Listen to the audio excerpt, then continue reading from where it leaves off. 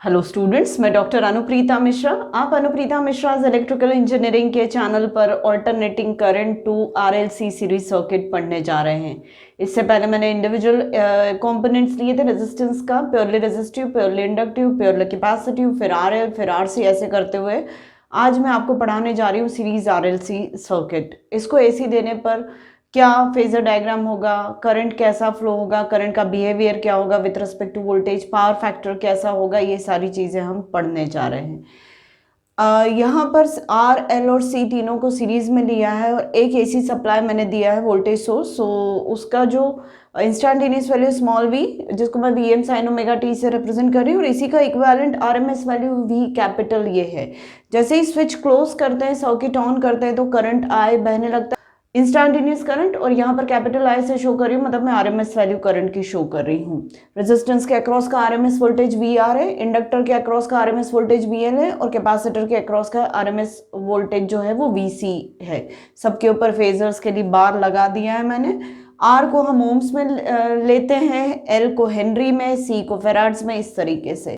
अब हम इसके लिए केवीएल इक्वेशन लिख सकते हैं इस सर्किट के लिए, जो कि सप्लाई वोल्टेज जो होगा वही इन तीनों के बीच में ड्रॉप्स के फॉर्म में डिस्ट्रीब्यूट होगा। पर यहाँ पर मैं सारे वोल्टेजेस को फेजर्स में ले रही हूँ, तो वी फेजर सप्लाई वोल्टेज का is equal to V R phasor plus V L phasor plus V C phasor होगा।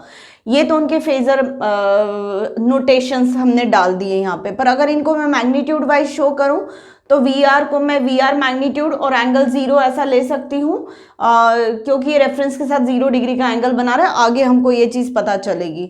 वी एल जो है वो प्लस जे एक्सिस पर काम करता है और वी सी जो होता है वो माइनस जे एक्सिस पर काम करता है। पर यहाँ पर एक चीज़ और मैं बता दूं कि मैंने वी एल को बड़ा माना है वी सी से। यहाँ पर वो केस मैंने ले लिया, केस 1, वी एल जो वोल्टेज है वो वी सी से बड़ा है। कब ऐसा होगा? जब एक्सेल जो है इंडक्टिव रिएक्टेंस जो है वो कैपेसिटिव रिएक्टेंस से बड़ा होगा, मतलब ohms offered by inductance is greater than ohms offered by capacitance, ऐसा मैं मानकर चल रही हूँ केस 1 में। केस 2 में नेचुरली इसका अपोजिट हो जाएगा। इन दोनों को आई से मल्टीप्लाई किया तो I XL is greater than I XC हो जाएगा, मतलब V L is greater than V C. तो वही चीज मैं यहाँ पर लेकर चल रही हूँ, जे कॉमन ले लिया, we L minus V C, तो नेट मुझे यहाँ पर पॉजिटिव वैल्यू मिल जाएगी इमेजिनरी टर्म की। तो ये केस 1 के अकॉर्डिंग लिया है। केस 2 जब लूंगी तो यहाँ पर माइनस साइन आ जाएगा, ठीक है। आई जो होगा वो voltage divided by Z impedance complex value होता है, तो voltage phasor I phasor is equal to voltage phasor upon Z complex quantity, ऐसा हो जाएगा। Z magnitude, Z complex value जो होगी उसका मैग्नीट्यूड जो होगा वो Z is equal to under root R square plus X square. ये आगे कैसा आता है वो मैं अभी डिस्कस करूंगी। फिलहाल मैं जेड को under root of R square plus X square, हमें इम्पिडेंस ट्रायंगल से मालूम है कि कैसे आता है ये।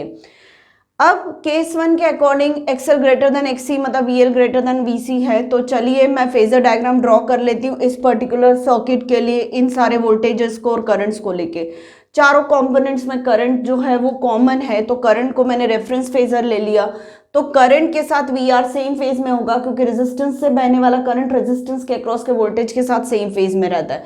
तो मैंने 0 डिग्री पर करंट ले लिया है, मतलब हॉरिजॉन्टली मैंने करंट को ले लिया और करंट के अलोंग मैंने वी आर ड्रॉ कर लिया, ये ड्रॉ कर लिया। अब एल में से बहने वाला करंट एल के अक्रॉस के वोल्टेज को 90 डिग्री से लैग करेगा, मतलब एल के अक्रॉस का वोल्टेज एल में से बहने वाला करंट को 90 डिग्री से लीड करेगा। तो इसमें से बहने वाला करंट आई है और इसके अक्रॉस का वोल्टेज वी एल है, तो वी एल 90 डिग्री से लीड करेगा, मतलब ज्यादा एंटी क्लॉकवाइज डायरेक्शन में होगा। 90 डिग्री से एंटी क्लॉकवाइज डायरेक्शन में बना दिया मैंने। तो ये वी एल आई को 90 डिग्री से लीड करेगा। वी सी जो होगा वो अपने करंट को 90 डिग्री से लैग करेगा, तो आई करंट को वीसी 90 डिग्री से लैग करेगा।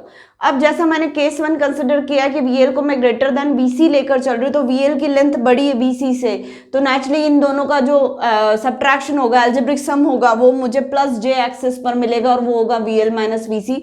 मतलब इस पर्टिकुलर क्वांटिटी में से मैंने वीसी को सब्ट्रैक्ट कर दिया, तो वीएल माइनस वीसी मुझे वर्टिकली अपवर्ड मिला वीएल की ही डायरेक्शन में, क्योंकि वीएल बड़ा है वीसी से। तो इस तरीके से ये मेरा फेजर डायग्राम कंप्लीट हो गया। अब यहाँ फेजर डायग्राम से मुझे समझ में आ रहा है कि सप्लाई वोल्टेज को सप्लाई करंट फाई एंगल से लैग कर रहा है। सप्लाई वोल्टेज को सप्लाई करंट फाई एंगल से लैग कर रहा है। ये किसकी वजह से हो रहा है? ये हो रहा है इंडक्टेंस के बड़े, इंडक्टिव ओम्स के बड़े होने की वजह से, मतलब इंडक्टिव रिएक्टेंस ज्यादा डोमिनेटिंग है with respect to capacitive reactance, इसलिए सर्किट बिहेव कर रहा है लैगिंग सर्किट जैसा। लैगिंग सर्किट किसको बोलते हैं हम?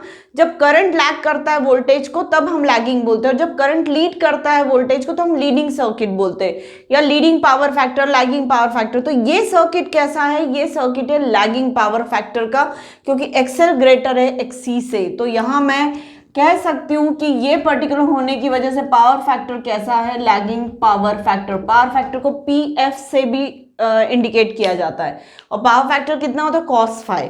तो लैगिंग पावर फैक्टर से मैं इस सर्किट को डिफाइन कर सकती हूँ, क्योंकि आई लैग कर रहा है वोल्टेज को। कौन सा आई?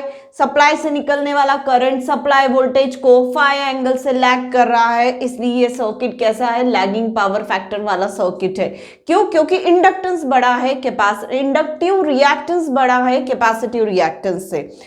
अब अगर फेजर्स में मैं बात करूं तो यहां पर मैंने वी फेजर को डिफाइन किया वी एंगल 0 से। अब आप लोग कहेंगे कि वी फेजर तो फाई एंगल पर है, तो ठीक है बेटा, ये फेजर्स तो सारे घूम रहे हैं ना। मैंने ऐसा एग्जांपल इसलिए लिया है क्योंकि आपको एक पॉइंट मैं समझाना चाह रही हूँ कि ये फेजर तो सारे रोटेट हो रहे हैं एंटी क्लॉकवाइज डायरेक्शन में। तो जब वी फेजर इस हॉरिजॉन्टल एक्सिस पे होगा तो आई फेजर उसके पीछे होगा फाई एंगल से।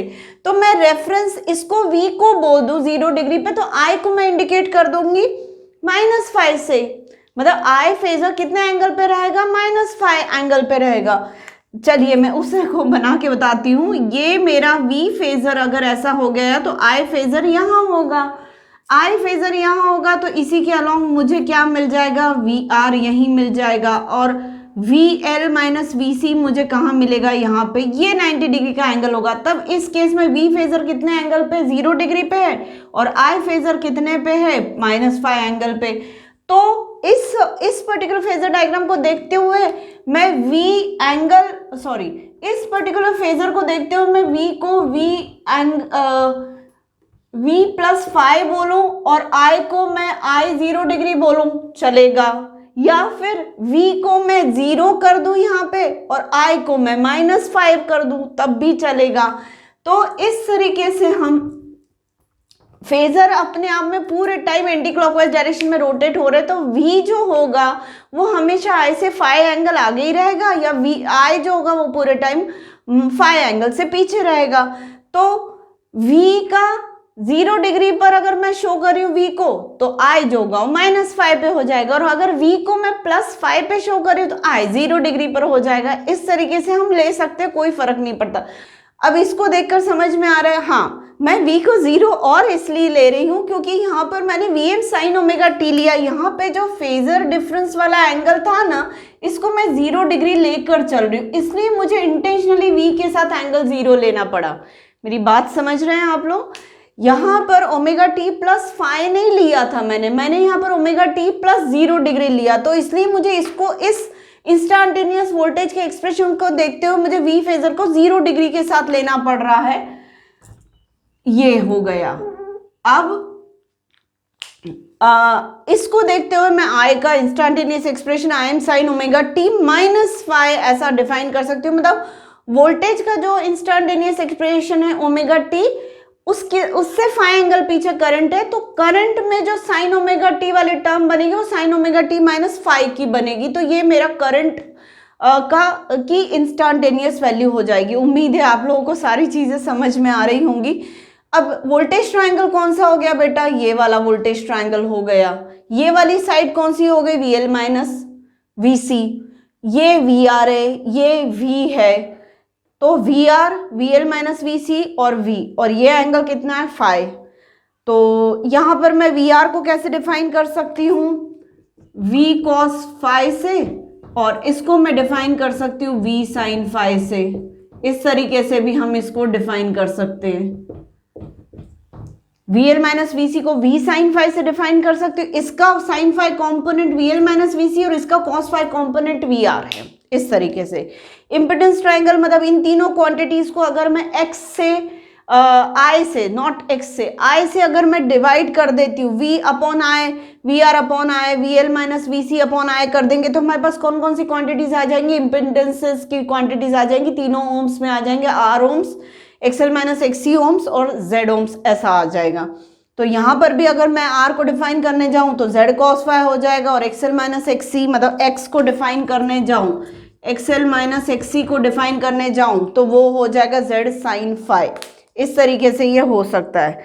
और साथ में z कॉम्प्लेक्स क्वांटिटी जो है यहाँ पर मैंने मेंशन नहीं किया था, z complex quantity v angle 0 upon I, फिर इसको डिवाइड कर दे इससे तो z कॉम्प्लेक्स क्वांटिटी आ जाएगा। तो z को मैंने बोल्ड में लिखा हुआ है तो v angle 0 divided by I angle minus five हो गया। तो ये पूरा जब सॉल्व करेंगे तो v अपॉन आई से z मैग्नीट्यूड आ जाएगा, और 0 डिग्री माइन प्लस फाइव से माइनस माइनस फाइव, क्योंकि न्यूमरेटर के एंगल से डिनोमिनेटर का एंगल सब्ट्रैक्ट होता है, तो न्यूमरेटर का एंगल 0 है और डिनोमिनेटर में माइनस फाइव है तो वो प्लस फाइव में कन्वर्ट हो जाएगा। तो z कॉम्प्लेक्स जो है पोलर में z मैग्नीट्यूड एंगल 0 ऐसे रिप्रेजेंट हो जाएगा। और अगर मैं इसको रेक्टेंगुलर में शो करूं तो r प्लस जे एक्स होगा, x की वैल्यू एक्सएल माइनस एक्सी जो मैंने यहाँ लिख कर रखी है।